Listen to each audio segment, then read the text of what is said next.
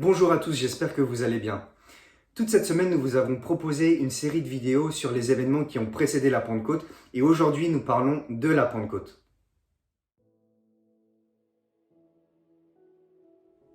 Comme raconté dans les précédentes vidéos, après sa résurrection d'entre les morts, Jésus s'est montré à ses disciples et a continué à les instruire.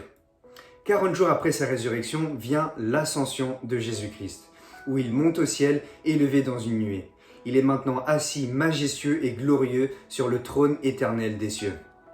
La semaine qui suivait l'ascension de Christ, le peuple juif commençait à se rassembler à Jérusalem arrivant des quatre coins du monde pour célébrer une fête qu'on appelle la Pentecôte.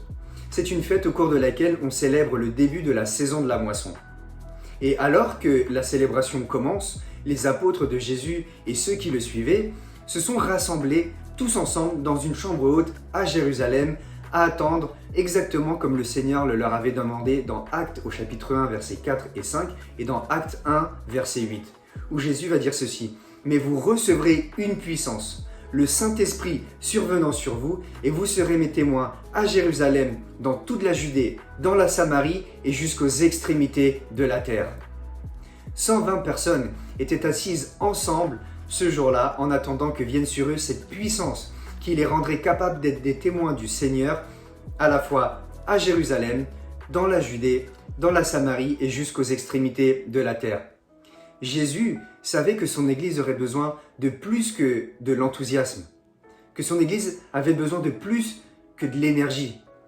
Ce dont ils avaient besoin, c'était la puissance du Saint-Esprit. Le chapitre 2 du livre des Actes relate entièrement ce qui s'est passé. Le jour de la Pentecôte, ils étaient tous ensemble dans le même lieu. Tout à coup, il vint du ciel un bruit, comme celui d'un vent impétueux, et il remplit toute la maison où ils étaient assis. Des langues, semblables à des langues de feu, leur apparurent séparées les unes des autres, et se posèrent sur chacun d'eux. Et ils furent tous remplis du Saint-Esprit et se mirent à parler en d'autres langues selon que l'Esprit leur donnait de s'exprimer. Waouh, quelle expérience merveilleuse! De quel sentiment les disciples ont-ils dû être saisis quand ils se sont rendus compte que Dieu lui-même, le Saint-Esprit, se trouvait avec eux dans la chambre haute? Sachez que l'effusion du Saint-Esprit au jour de la Pentecôte a été prophétisée dans l'Ancien Testament. Encore une fois, Dieu honore sa parole et tient ses promesses. Avec ce don du Saint-Esprit répandu dans la chambre haute sur ce groupe de croyants, l'Église est née. J'ouvre une petite parenthèse. La raison pour laquelle nous sommes appelés chrétiens pentecôtistes, c'est parce que nous aussi avons expérimenté la Pentecôte comme les apôtres.